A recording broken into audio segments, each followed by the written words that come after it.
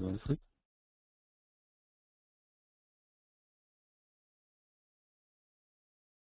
Good evening. This is Rabbi Jeff Sachs of WebYeshiva with another installment in Jews, Judaism, and Modernity, our explorations of modern Jewish history. Our conversation on anti-Semitism, at least in this wave of it, is coming to a close. We spent quite a number of weeks at the beginning of the semester talking about Eastern European Jewry, and now we're talking about Western European Jewry. And tonight I want to dedicate to among the most infamous parashiot, tales, stories, events in modern Jewish history. That, of course, is the Dreyfus Affair, which is not merely an exemplar of how anti-Semitism played itself out in the modern world, but of course was so very much an event that resonated throughout history, still to this day resonates in different ways, particularly if you live in France, the impact of this particular event on French public life, political life, cultural life is still really quite profound until this day. In a way that it's still very much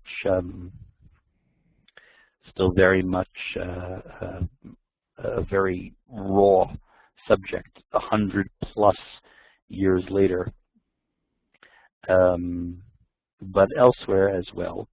And of course, the Dreyfus Affair, the outline of which I assume is familiar to all of you, but the Dreyfus Affair as a domino event that kicked off other things that are, of course, very important to us and things which will require more careful analysis.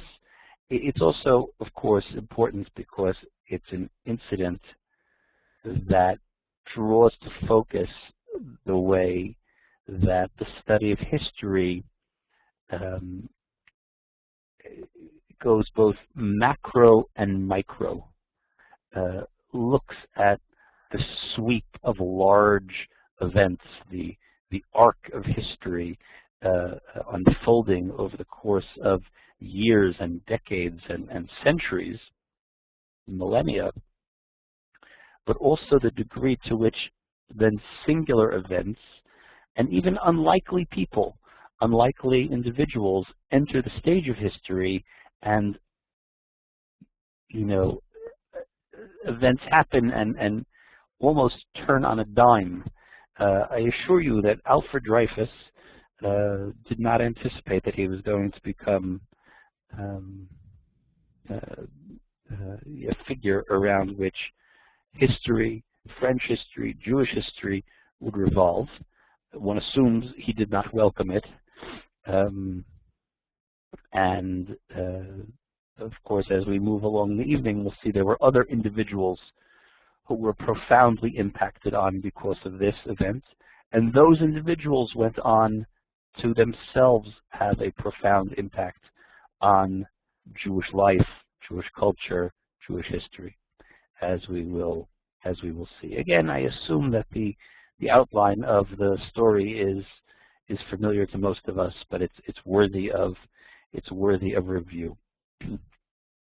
By 1900, by the turn of the century, the Jews in France made up probably at most 80,000 people, which is a little over 0.1% of the population. Most of the Jews in France are lower middle class, but there are a few notable millionaires that stick out, and that's enough to stir a type of social anti-Semitism particularly amongst French socialists, who can point to these singular individuals and say, see, the Jews control capital, the Druze control industry. You know, these claims that we've heard before. The Jews control Hollywood, the Jews control, etc. These ideas that will pop up in the protocols of the elders of Zion, etc. Unlike Germany, which we discussed, I think, in our last session when we met 2 weeks ago. Last week, of course, we didn't meet. It was Hanukkah. Unlike Germany, anti-Semitism never gains the respectability of government approval, and Jew hatred begins to lose some of its effectiveness because it doesn't have that government-sanctioned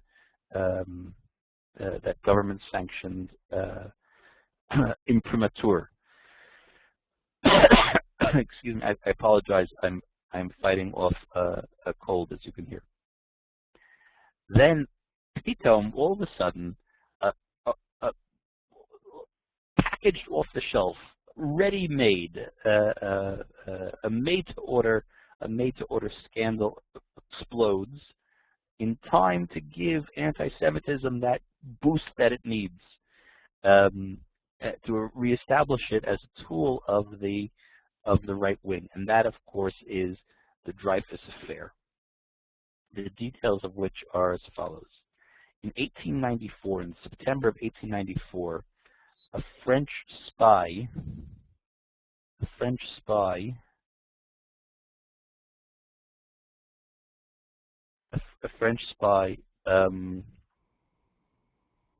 finds a suspicious piece of paper in a garbage can of a German military attaché. Germany and France, while not actively at war at this point, are rivals, are always suspicious,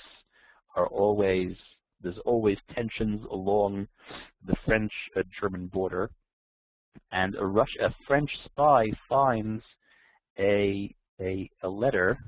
Do I have it here? Yes, we have it here. Here it is. Here is, I think, courtesy of the French National Archives. This is the actual document itself, which is available on Wikipedia. Of course, you could get a better resolution copy of it. If you speak French, you can actually read it. My 2 years of high school French did not avail themselves in a way that I could actually read it. But this is the actual document. I always think that it's, you know, to see actual documents, that they're actual, just like they're pieces of, just like they're people, you know, around whom history turns. You know, there's that old, you know, high school essay that you had to write probably if you could meet any figure from history, who would it be and why? You remember writing such things, I'm sure. So we can't do that, of course, because we don't have time machines. We can't go back and meet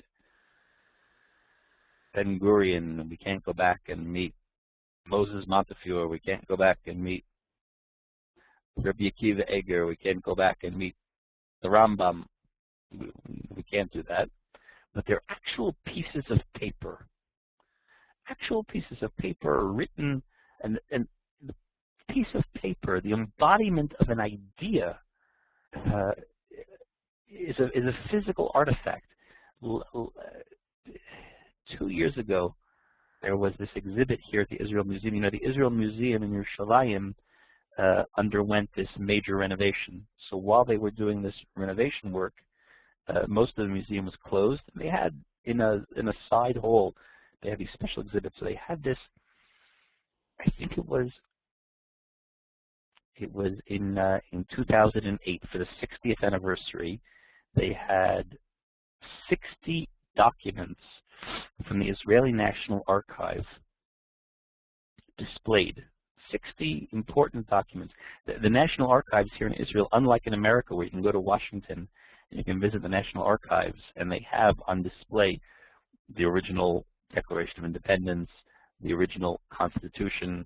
They have a copy actually of Magna Carta. There are multiple copies of the original Magna Carta from England.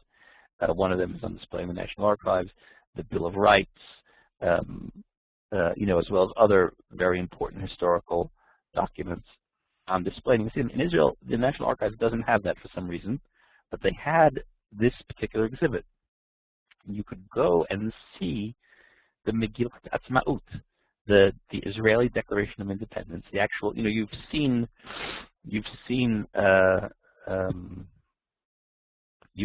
copies of it, but I was unaware, because I've seen replicas of it so many times. I was unaware that the actual Declaration of Independence of the State of Israel had not ever been displayed. I'm trying to find here. I'm putting a link in the chat. But the actual document itself, with the actual signatures, had never been displayed to the public. I thought that was fascinating, and they had it on display. They had other things as well. They had the peace treaty with Egypt, the peace treaty signed at the White House after the Camp David Accords, with Begin, Sadat, and Carter's signature. They had the piece of paper with the Shir LaShalom, or the Shir HaShalom, which Rabin had folded in his pocket, in his breast pocket, when he was assassinated. And I mean, it was actually bloodied, but it was the song that they were singing on the stage, the song of peace. They were singing on the stage the night he was assassinated. And a few other. What else, Lonnie? What's the peace treaty with Jordan? Not the Balfour Declaration. No. Oh, the Chok HaShvut, the law of return, that most important law passed in the early years of the Knesset, granting the automatic right of return and citizenship to any Jew. That citizenship is automatically available to him merely upon a desire. Im tirtzu ein zu agada, all he has to do is show up to any Jew. And he was listening to the actual piece of paper passed, signed in the Knesset. And also the Ilan Ramon, the Israeli astronaut. What was it? My wife is sitting here. She's helping me. Right. Ilan Ramon, when he went up in the space shuttle, the first Israeli to go in the space shuttle, even though he himself was not personally observant, his father was a Holocaust survivor, and he felt very strongly about being a representative of the State of Israel. So he wanted to make a kiddush on Friday night, and he asked a shaila of, I think, the Rebbe Rashi, of how and when do you make kiddush in space, and he had a piece of paper with a text of kiddush, and it was one of the actual artifacts that was rescued or was found in the debris of the space shuttle, and it was also charred. Anyway, they had all these documents, 60 historic documents. The encounter with the actual physical artifact, the embodiment of ideas, or the encapsulation of significant moments in history, in Jewish history. I personally, maybe I'm just nostalgic like that. I think that the ability to encounter these physical artifacts. Alan, thank you, just posted a link. What is this? Yes, thank you, Alan. This is a link to that exhibit, and there's a virtual tour here I see, and you should do it. It's worth seeing. It looks like it's worth visiting that site. So here it is. Here's the actual piece of paper found. The piece of paper that kicked off the DREYFUS affair.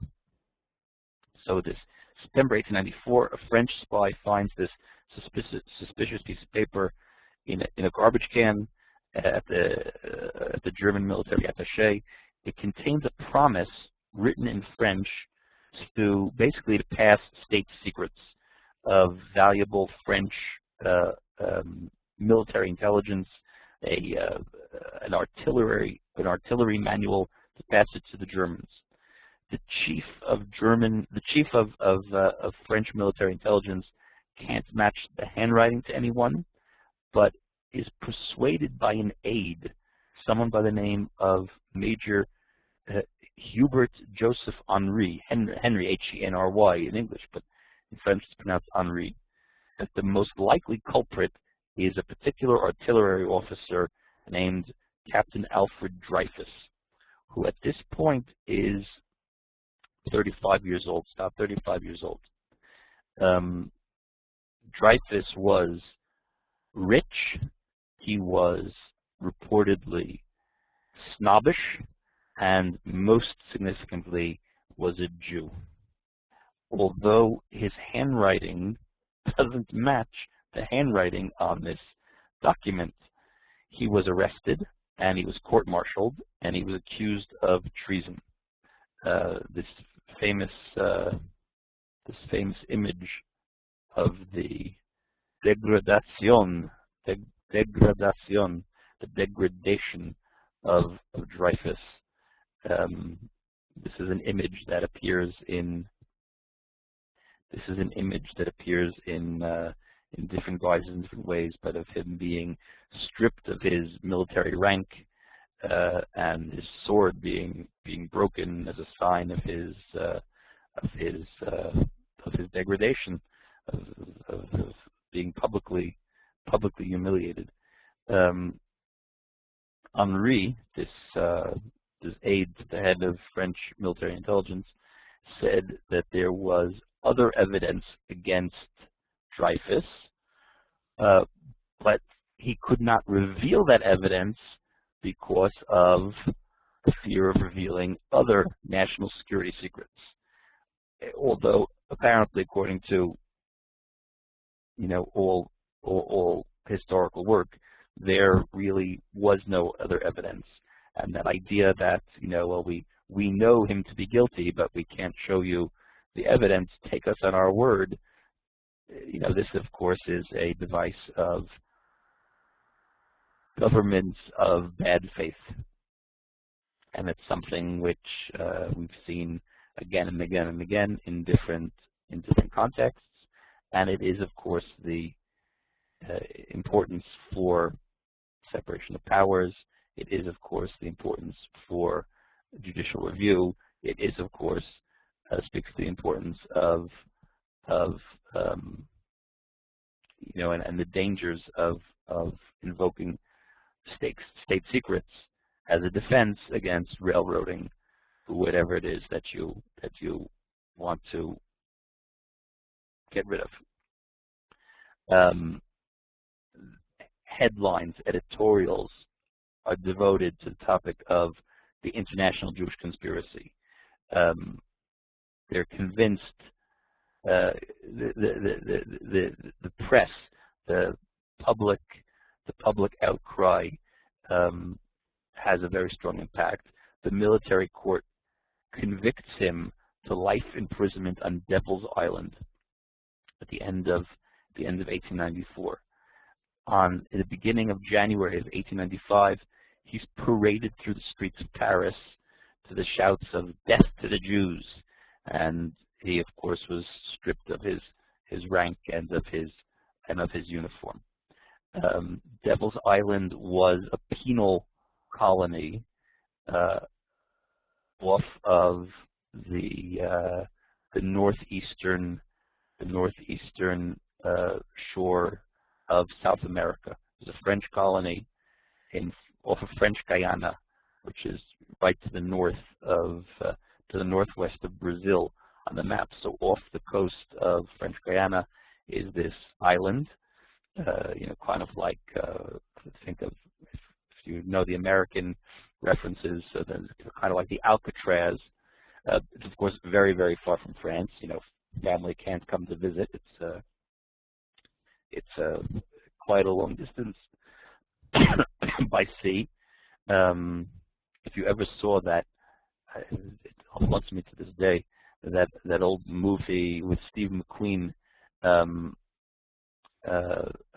Papillon, which is, I think, also based on a true story. I think it's based upon, or loosely based upon the story of the only person that ever actually escaped from Devil's Island. Probably was imprisoned there around the same time, maybe a little later, I'm not sure. Steve McQueen, Dustin Hoffman, Papillon, a movie from the 60s, I'm sure. It's a very stark depiction of what life on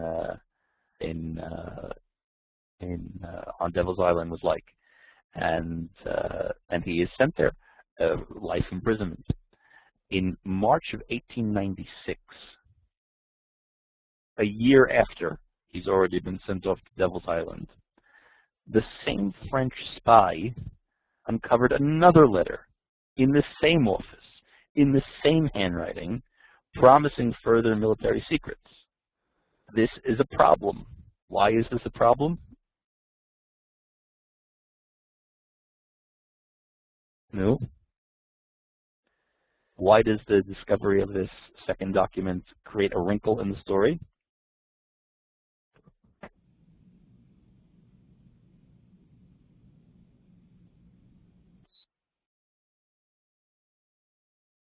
Well, not just that another scapegoat needs to be found, but it's another document written in identical matching handwriting over a year after Dreyfus has been locked away a continent away on Devil's Island.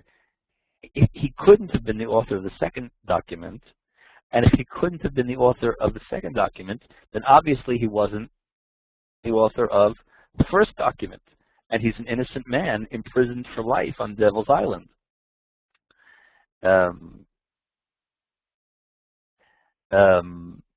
So, from our perspective now, it just seems a no-brainer that this automatically, that day they should have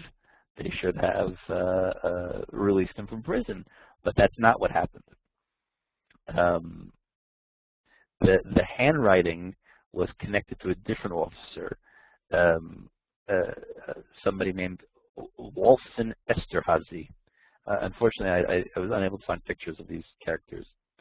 And the boss of Henri, remember, Henri was the underling who made the connection between the first document and Dreyfus, even though the evidence was against it. Henri's boss, Colonel Picard, makes this connection to this, points the finger at this Esterhazy, who is not Jewish. Esterhazy was he was a drunkard and a gambler and a womanizer and all those other good qualities. The best hunch seems to be that he got involved in this espionage and passing secrets to the Germans for profit in order to support these fine habits that he had. And when Picard confronts Henri with the evidence wanting to go public, Henri basically forces his hand into a corner and says, how can the army admit that it made a mistake without tarnishing its honor?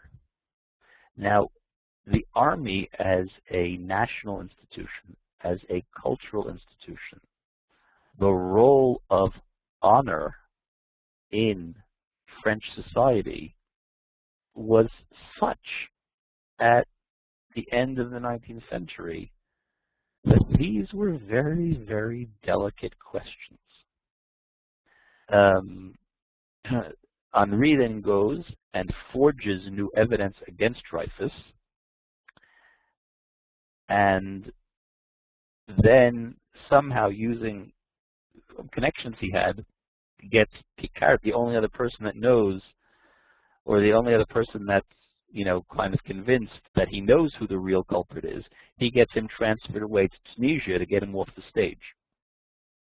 Before he leaves, however, Picard has the information sent to a member of the Senate, to a liberal member of the Senate, who uncovers the army's desire to protect its honor that the army's desire to protect itself was standing in the way of that other great French value, equality before the law. Remember, liberté, égalité, fraternité. Understanding what had happened. This was of course all before WikiLeaks. It was a pre-modern version of WikiLeaks, I guess. And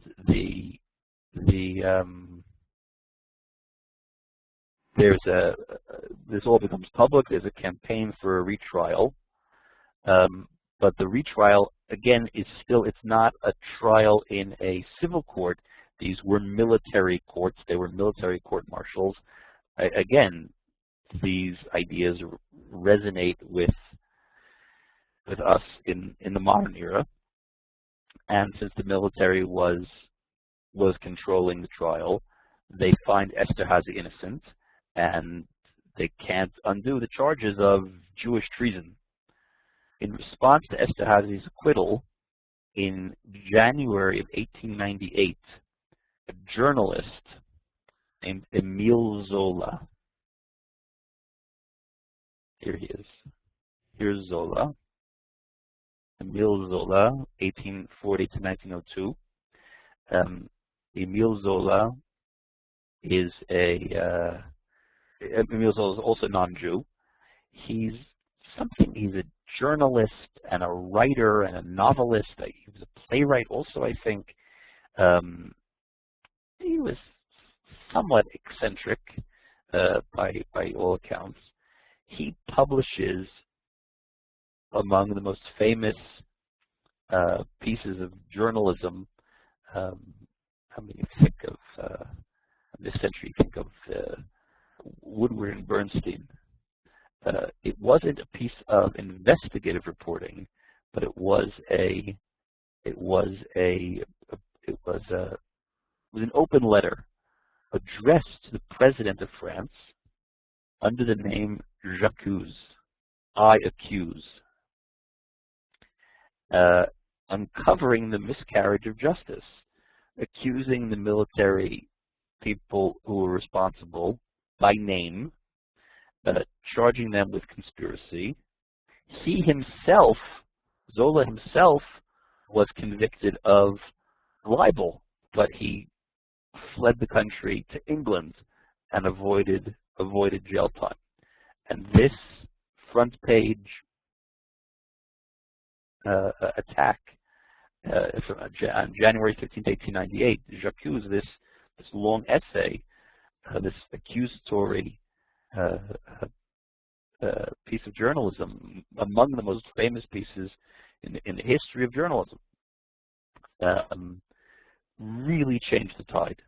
If you go to Wikisource, this link, Wikisource, you can find a full English translation of Zola's piece of J'accuse, which is worth reading. By the summer of 1898, this is written in January 1898.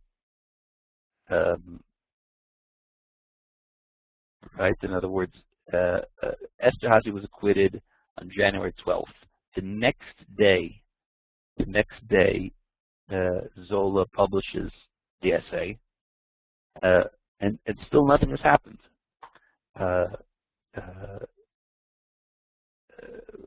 Dreyfus has been sitting in prison since the beginning of 1895.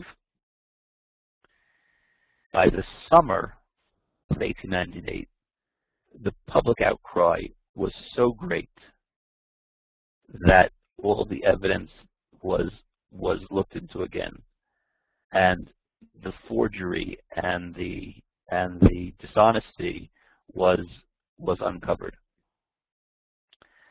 Henri was thrown into jail for his part in the whole scandal, for manipulating the evidence and for basically railroading Dreyfus when the evidence didn't support Dreyfus, and for what he did to what he did to Picard, who was the one person that was onto the truth, and he's put into jail, and he commits suicide. You know, I guess he's left with a razor blade in the cell, and he commits suicide on his very first night in prison. Now it becomes apparent that Dreyfus deserves a retrial. He'd been in prison since 1894, first in prison in France, and then sent off to Devil's Island. He's sitting in Devil's Island all these years, assuming that he's been completely forgotten. In June of 1899, he's finally sent back to France. He walks into the courtroom.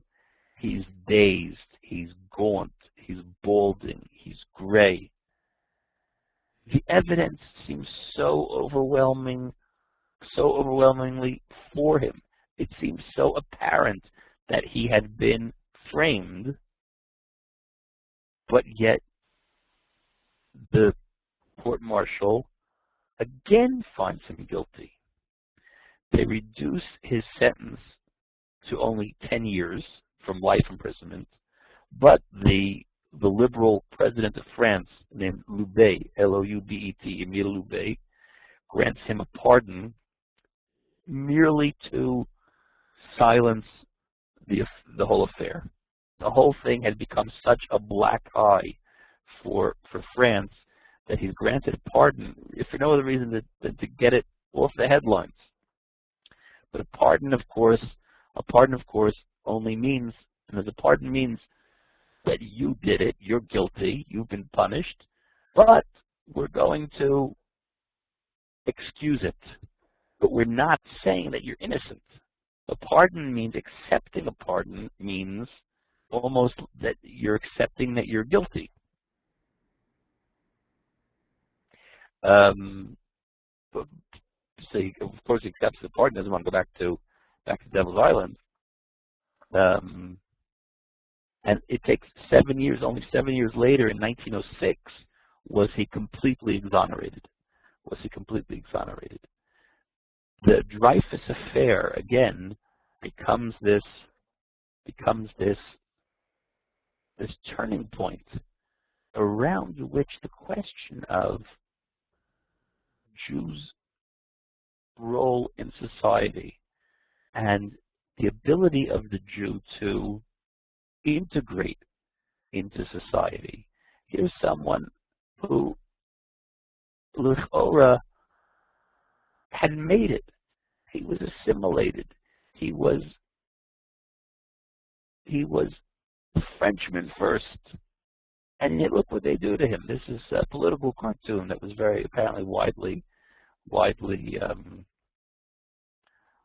disseminated. The Museum of Horrors, the traitor, a snake, a serpent, a monster.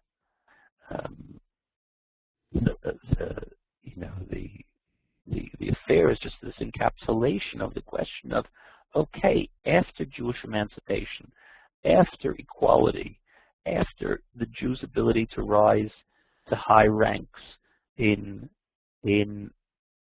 all positions, are they ever going to be fully accepted into the larger society? And this question is asked, this question is planted into the head of a young journalist by the name of Theodore Herzl.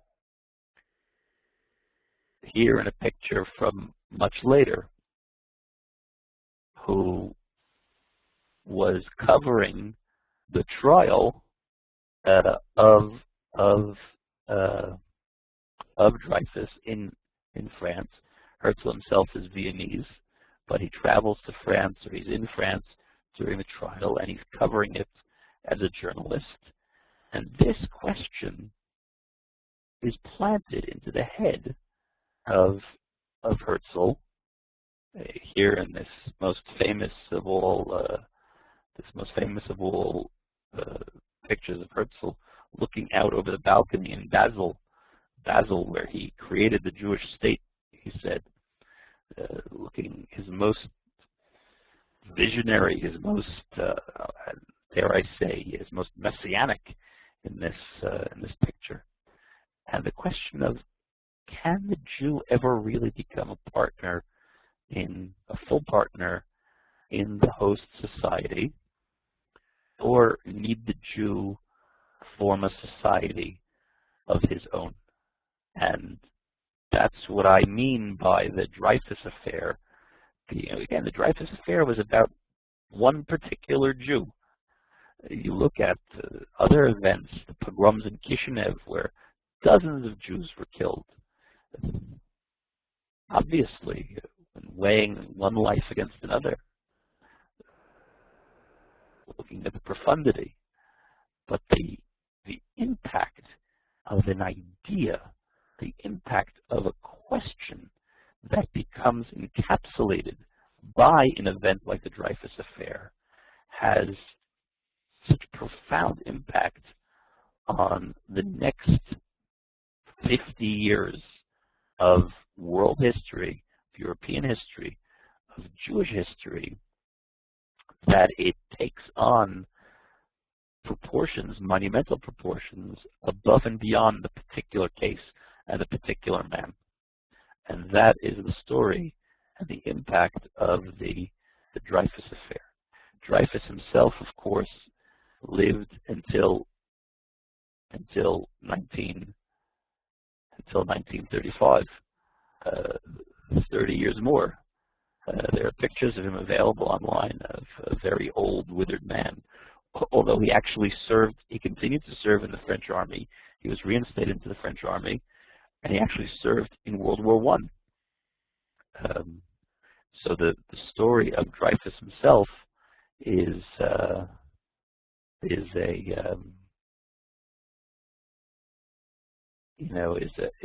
tragic one. The impact of having been imprisoned on Devil's Island apparently left its toll on his health and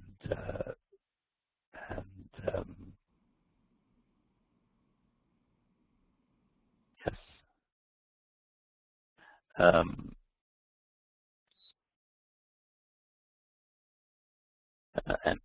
And on him personally, but hold on, I'm looking for an answer to your question.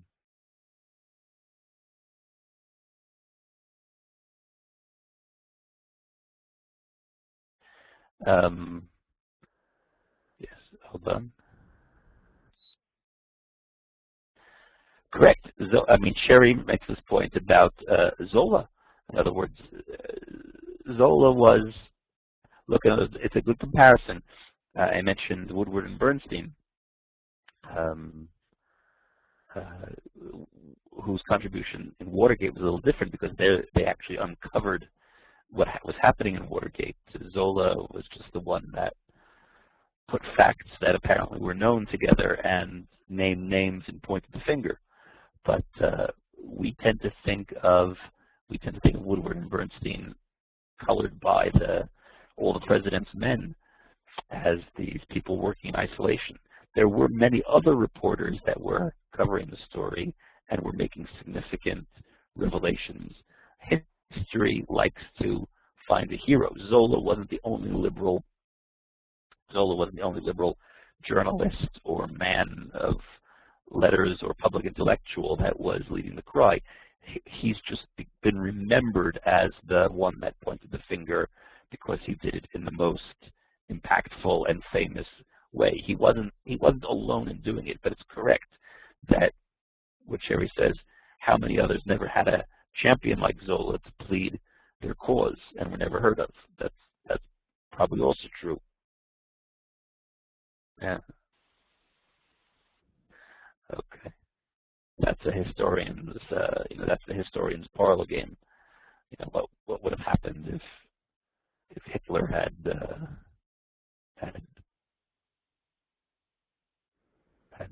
fought it in World War I? What would have happened? So similarly, we don't know. Maybe there would have been a different Hitler.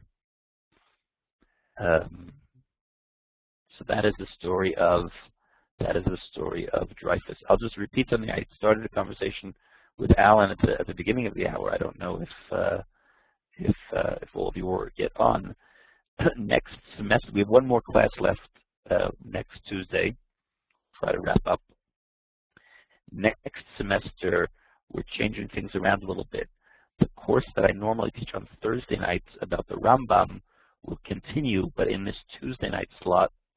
And instead of Jewish history in this format, we'll subsequently, after a break, we'll come back and we'll pick up at the history of Zionism.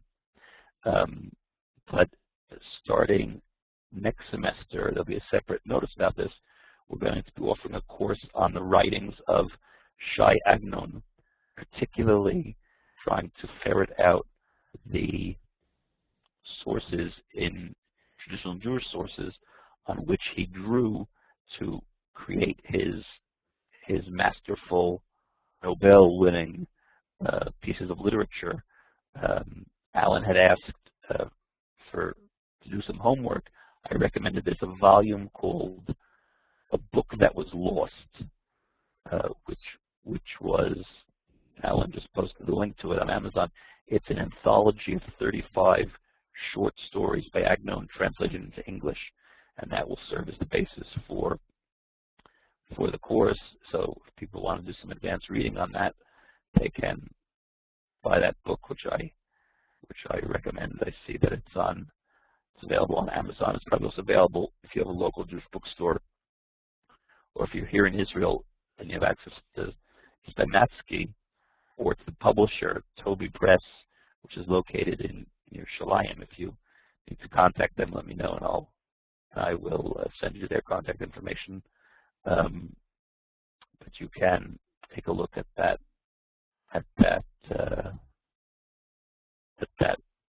material.